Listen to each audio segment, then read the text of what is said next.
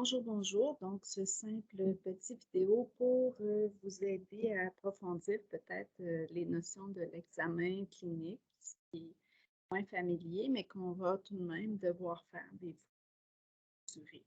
Donc, pour ce faire, je vais utiliser notamment les vidéos qui sont reliées, parce que des fois, vous les avez, mais vous oubliez de les consulter. Les vidéos de votre livre de l'évaluation clinique d'une personne symptomatique, donc de Doyon. Puis, naturellement, dans le document là, que je vous ai préparé à une mémoire, duquel le lien va faire partie. Vous aurez la chance également d'avoir des notions de votre petit voyer naturellement, celui de l'édition 2017, c'est-à-dire l'examen clinique de l'aîné, le guide d'évaluation et de surveillance clinique, deuxième édition. Je vais déjà procéder au partage d'écran.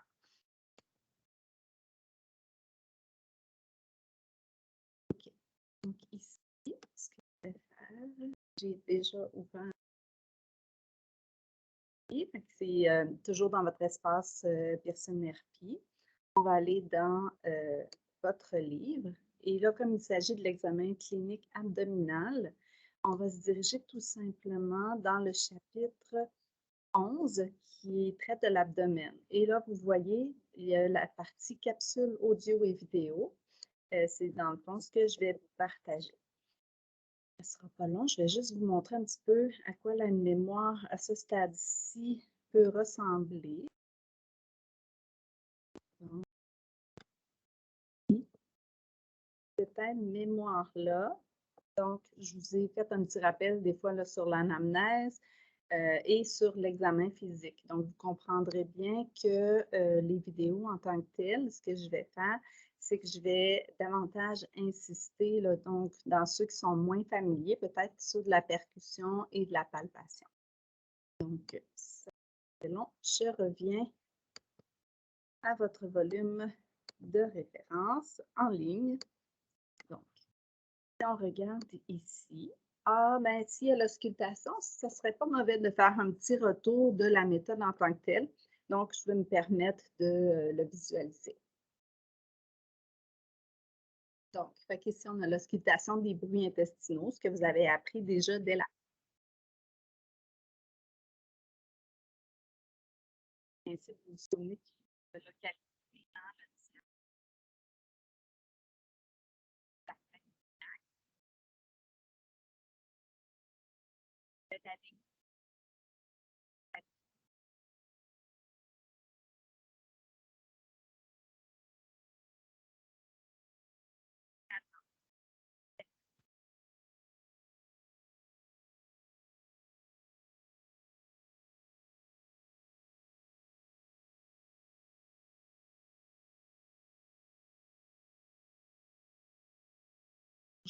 Des fois, on va se permettre de le faire un petit peu plus rapidement. Ça dépend le but visé par l'auscultation.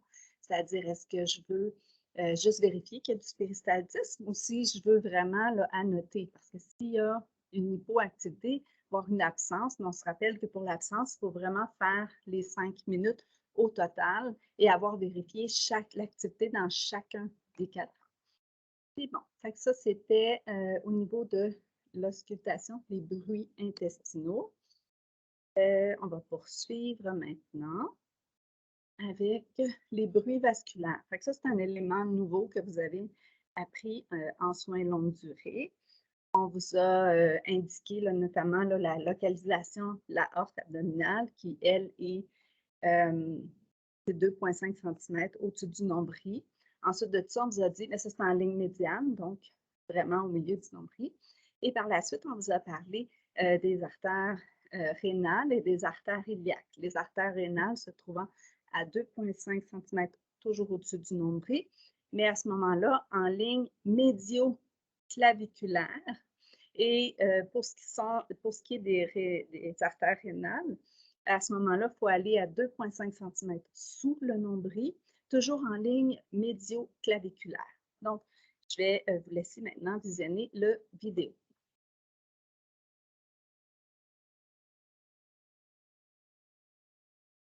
Ah, j'ai oublié de spécifier.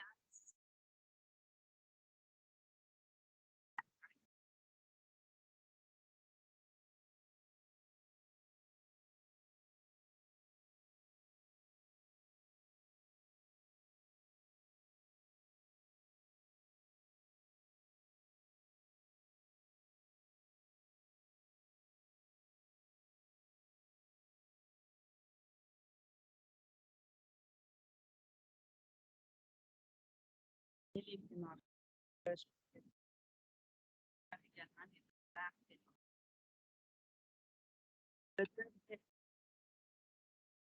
Ça fait un indicateur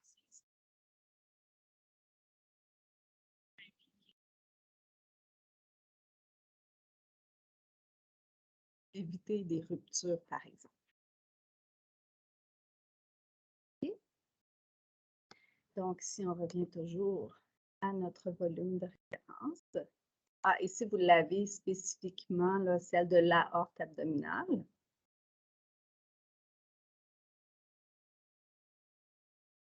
Je sais, je fais des rappels, mais on se rappelle qu'on a à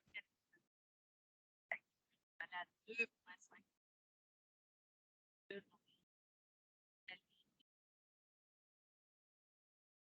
l'aorte abdominale.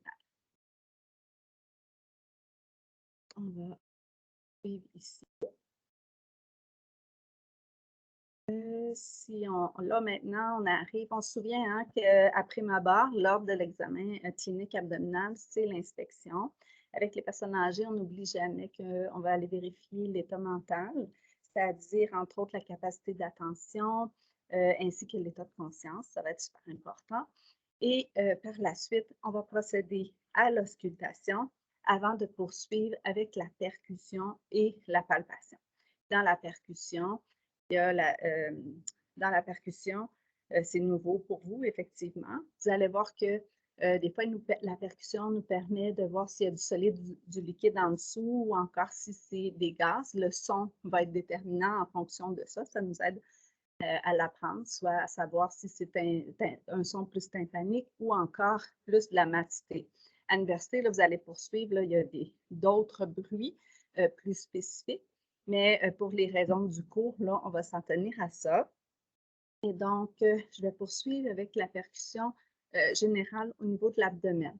Fait que là, on se souvient, des fois, c'est un doigt ou deux doigts.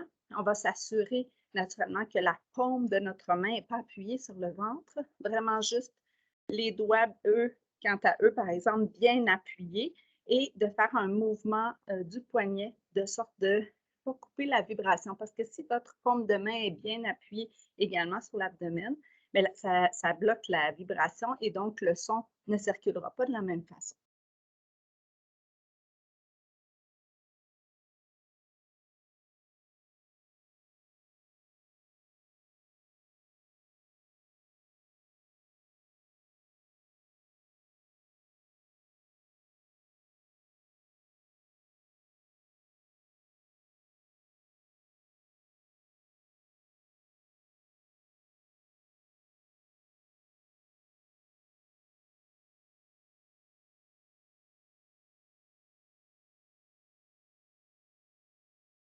On va poursuivre maintenant. Ce ne sera pas très long. On va poursuivre maintenant à la percussion, mais quand on veut essayer de délimiter où est le foie, quelle est sa taille. Et donc, on peut même prendre les mesures. C'est sûr que vos notions de bio pour savoir à peu près où il est localisé. Donc, vous savez qu'il est localisé à droite. Et donc, il est protégé justement par la cage thoracique. Et donc, vous allez voir qu'elle va commencer, je ne sais pas quel espace intercostal, puis par la suite, elle va faire une délimitation en fonction du son. L'organe, si tu n'es pas sur l'os, tu es vraiment entre les espaces intercostales. Quand c'est de l'air, ça va être plus tympanique. Et quand il va y avoir l'organe en dessous, bien à ce moment-là, ça va être le son va être beaucoup plus sourd. Donc, on peut déterminer où est l'organe. Et si on arrive ici à la jonction, on peut prendre la mesure. Je pense que c'est 10 à 12 cm à peu près qu'un foie va mesurer. Et si ça ne correspond pas à la mesure, bien, à ce moment-là, on peut savoir s'il déborde pour l'hépatomégalie, par exemple. Ça va nous aider également, ça va être un indicateur lorsqu'on va devoir faire la palpation profonde pour aller vérifier s'il est lisse, etc. Ben, à ce moment-là, de où partir pour ne pas tomber directement sur le foie. Donc, je vais maintenant passer aux vidéos. Des fois, je manque de mots, hein, je m'excuse.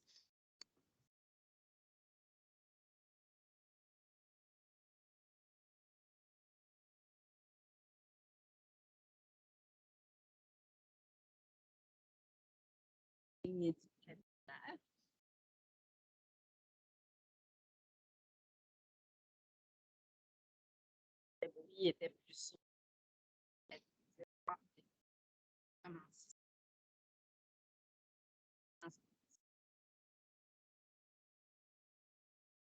c'était plus tympanique en tête.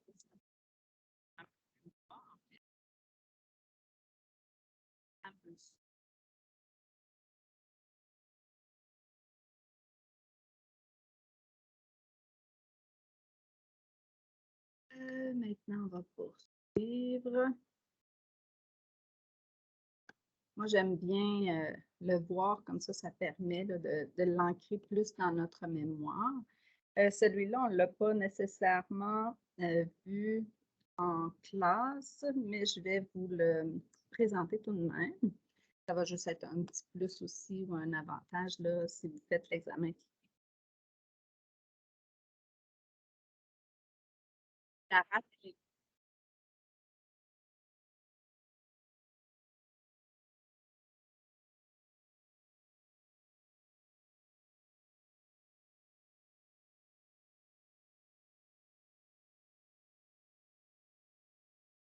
Et donc, on va poursuivre. Si je regarde ici, bien là, c'est sûr que là, à venir jusqu'à présent, dans le cours de votre formation, vous avez surtout fait de la palpation. Je n'ai pas montré l'ébranlement. Par contre, peut-être juste avant. Ouais, ben non, ok, c'est correct. Je vais y aller avec l'ordre qui est établi ici. Donc, comme je disais, depuis le début, vous avez appris un petit peu à faire de la palpation légère, c'est-à-dire la superficielle, c'est-à-dire celle de 1 à 2 cm, là, où vous allez vérifier en fait à peu près si l'abdomen est souple. On ajoute aussi là, de s'assurer de bien le faire sur l'ensemble parce que des fois, ça l'aide à déterminer s'il y a des bosses ou il y a une anormalité. C'est-tu plus une présence de sel ou c'est peut-être une masse ou quelque chose comme ça? Donc, de bien objectiver là, en faisant la palpation de façon systématique aussi dans les 4 cadrans, de bien couvrir l'ensemble de la région abdominale. Donc, vous avez appris par la même occasion, au niveau de la région suspubienne, à aller voir s'il n'y a pas de globe vésical. Fait que des fois, ça vous permet de savoir, bon, la personne, elle a envie ou elle n'a pas envie, mais s'il y a un renflement au niveau de la région suspubienne, est-ce qu'elle est en train de faire de la rétention d'urine, puis est-ce qu'on devrait faire ou non une intervention? Donc, à ce moment-là, vous êtes au niveau de la palpation. On pourrait vérifier aussi en faisant de la percussion. Naturellement, hein, on se souvient que quand il y a du liquide, le bruit est un petit peu plus sourd, alors que si elle est vide, mais on va, le bruit va être un peu comme de l'air, va être plus tympanique. Donc, ça peut être une des façons de vérifier si on n'a pas de bladder scan, par exemple.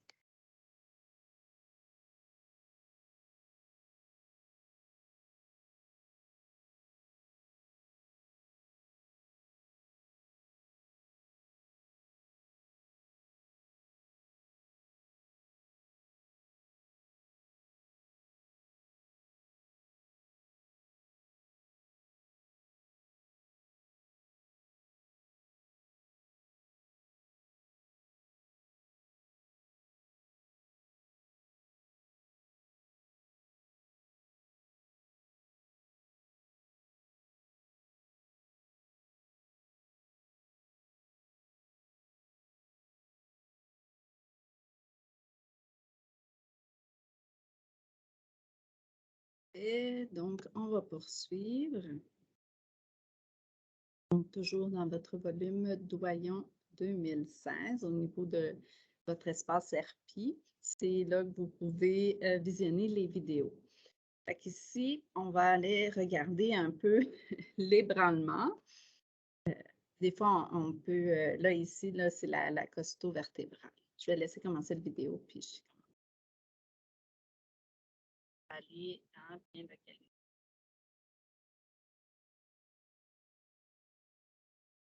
Et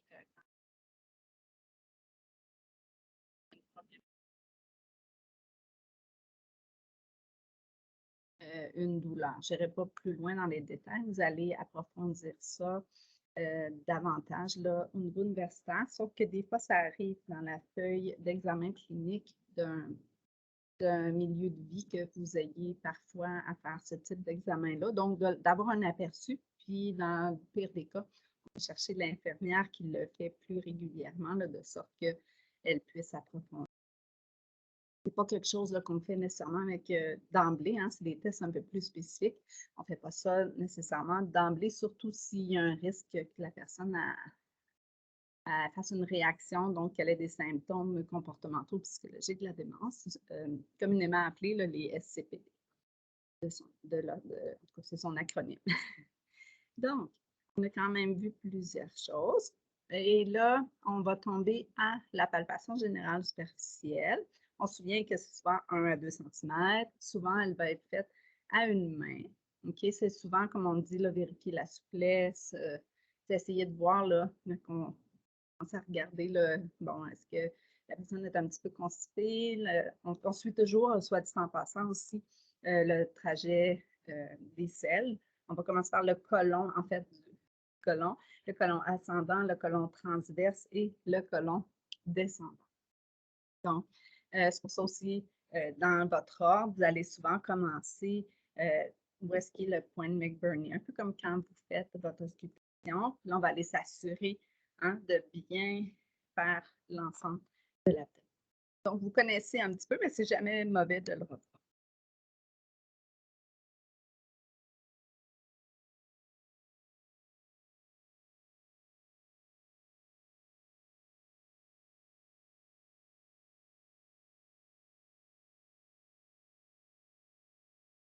Peut-être spécifier, vous allez voir de rotation léger, toujours, je le répète, à peu près 1 à 2 cm de profondeur. Maintenant, suivre avec la palpation, cette fois-ci plus profonde, à une main. C'est sûr qu'on peut le faire à une main, à deux mains. Des fois, avec la personne âgée qui a des troubles cognitifs, là, puis qui peut être un petit peu plus, elle ne comprendra pas pourquoi vous allez faire ça. Mais souvent, on va mettre sa main à elle entre nos deux mains. C'est comme rassurant, c'est comme si elle participe à l'évaluation. Ça peut faire aussi une forme de diversion. Fait que si, comme si quand un inconnu nous touche versus si nous, on tient notre ventre, c'est pas la même chose. Donc, ça peut être très aidant. Mais là, ils vont représenter la palpation générale cette fois-ci à une main, mais juste savoir souvent qu'on le fait à deux mains. On se rappelle qu'au niveau de la profondeur, là, on est plus de l'ordre de 5 à 8 cm.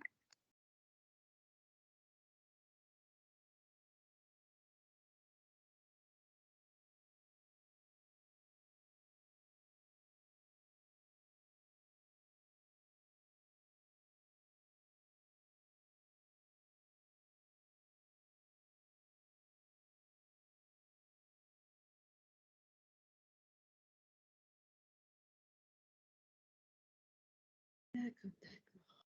Maintenant, toujours dans votre voyant, dans le chapitre 11 au niveau de l'abdomen, au niveau des capsules audio et vidéo, on poursuivrait avec la palpation du foie, la méthode bimanuelle.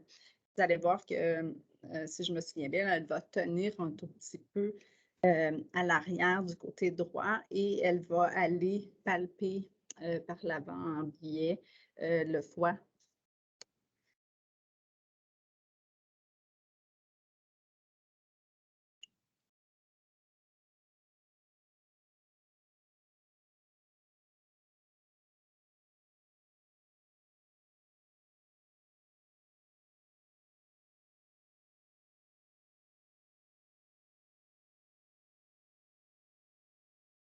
Aller localiser les foies. À deux mains, là. On va faire inspirer, on va aller plonger un tout petit peu, puis on va aller regarder notamment si le rebord est lisse et tout ça. Puis c'est vraiment comme juste sous là, les côtes ici. Donc, la suivante, on est toujours, si je me souviens bien, dans la palpation.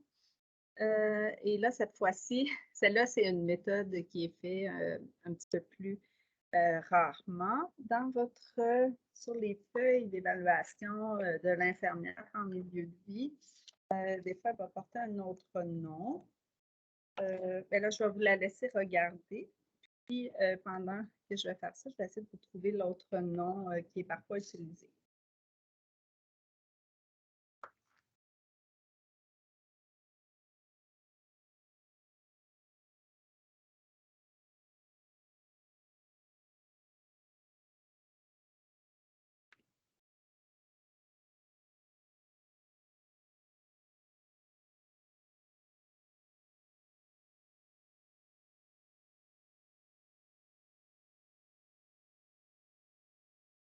Vous m'excuserez, j'y reviendrai ultérieurement, là, puisque je ne vais pas retarder la longueur du vidéo non plus.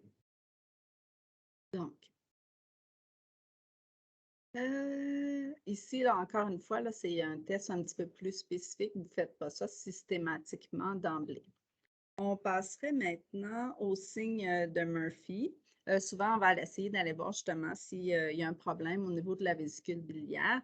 Encore là, vous remarquerez que on essaie de, comment dirais-je, c'est toujours des tests spécifiques, là. On ne fait pas ça systématiquement d'emblée, surtout avec notre genre de clientèle. Donc, si on soupçonne qu'il y a un problème au niveau de la vésicule biliaire, ben, à ce moment-là, on peut faire ce test optionnel.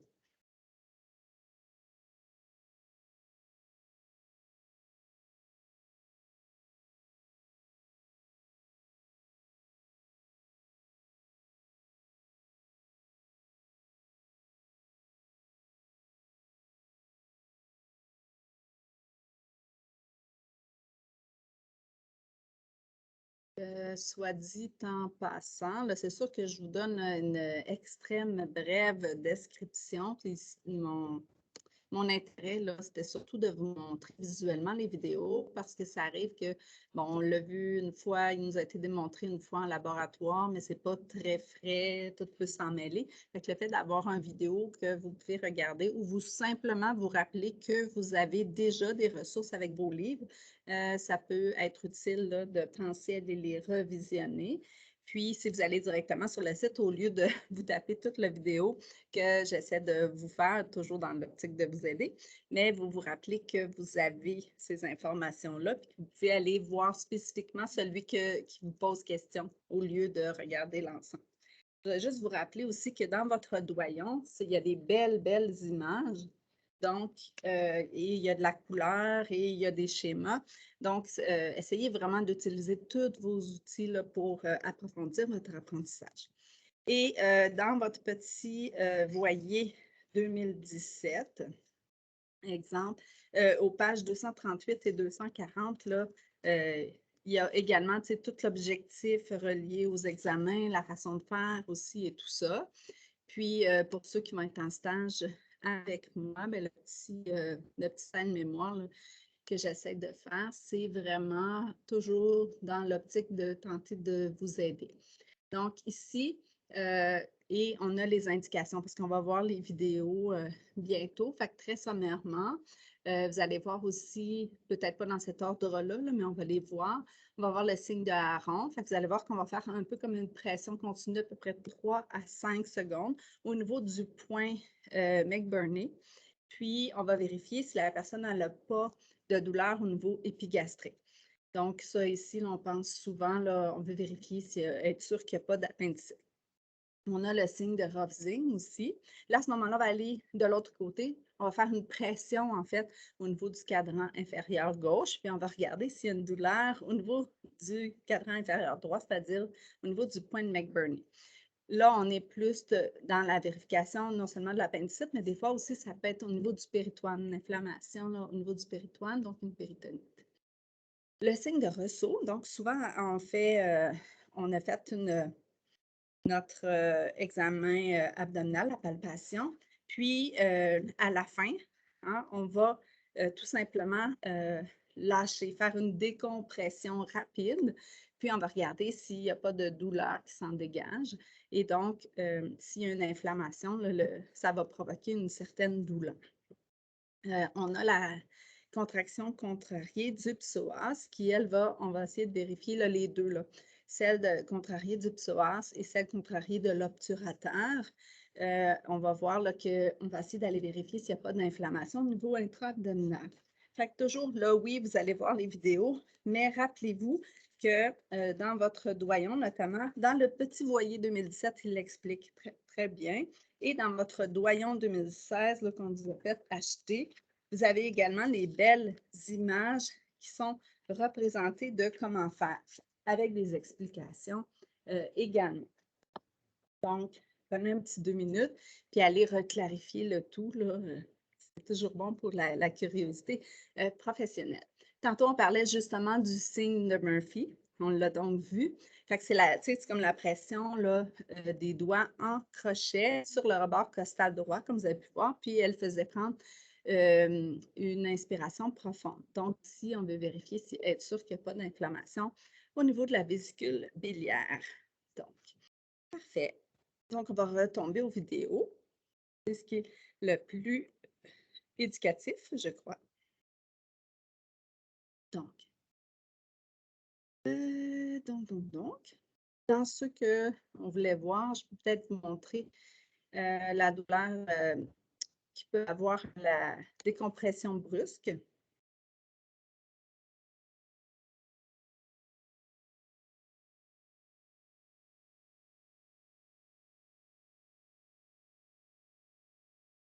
Et elle est à 2 mains, elle fait une bonne pression à 5 secondes et elle relâche subitement. Et là, on a vu qu'il n'y a pas eu de réaction de la part de la personne qui est volontaire pour faire les vidéos en question.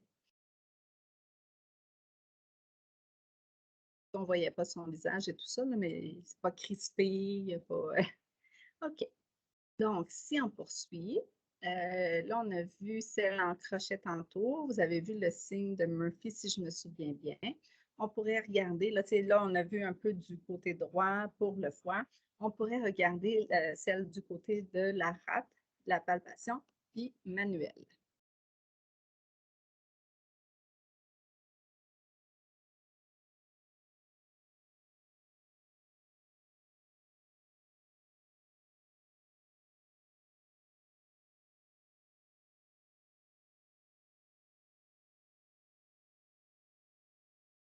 Vraiment,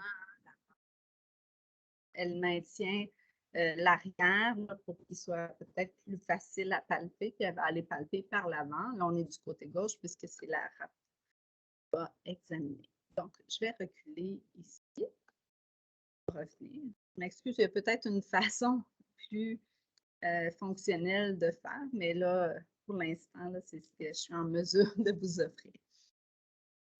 Si on poursuit, donc, je pense que l'auscultation au point de McBurney, là, ça va. Vous répétez les repères aussi. Le signe de Rovsing, on va prendre la peine de le regarder. C'est celui que j'ai expliqué un petit peu tantôt.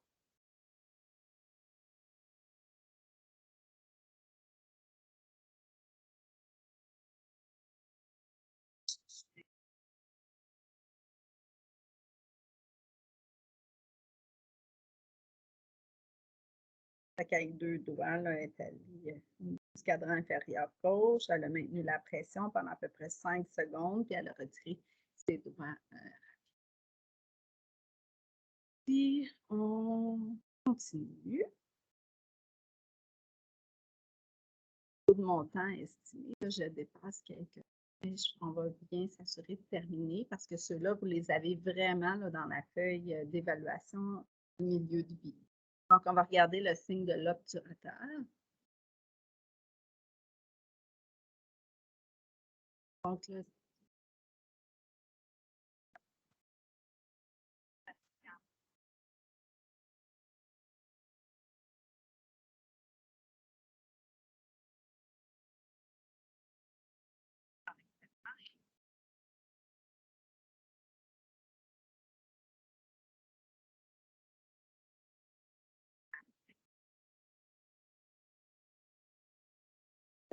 l'autre qu'on fait également, c'est, là, je pense que c'est l'obturateur, là, on va voir le psoas.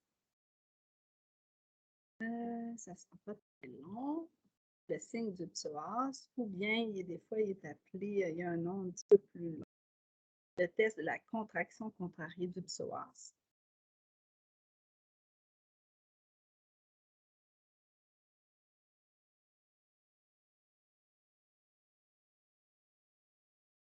C'est un peu le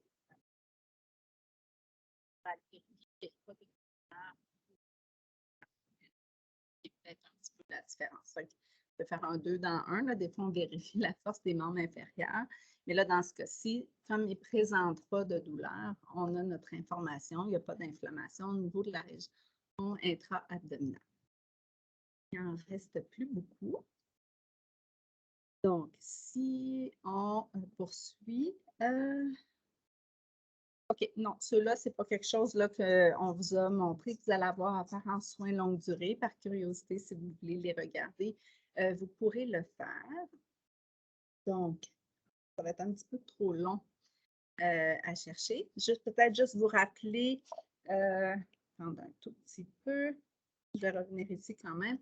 Peut-être juste vous rappeler que, par exemple, je vous ai fait un petit recueil, puis en fait, je l'ai appelé document de travail, mais c'est le cahier de référence d'outils d'évaluation et d'examen clinique en soins longue durée. Vous avez la feuille officielle pour ce qui est de l'examen clinique abdominal. Donc, si je regarde ici, c'est dans les environs de la page 124. Je vais regarder ma table des matières avant, ça va été plus vite tantôt quand je cherchais quelque chose. Ah, et j'aime bien les résumés schématiques. Donc, ici, si vous voyez, je vous ai fait un petit résumé là, pour l'examen clinique qu'on fait un petit peu là, en soins longue durée parce qu'il y a quand même des particularités au niveau de l'anamnèse initiale, notamment là, que c'est une histoire de vie et tout ça.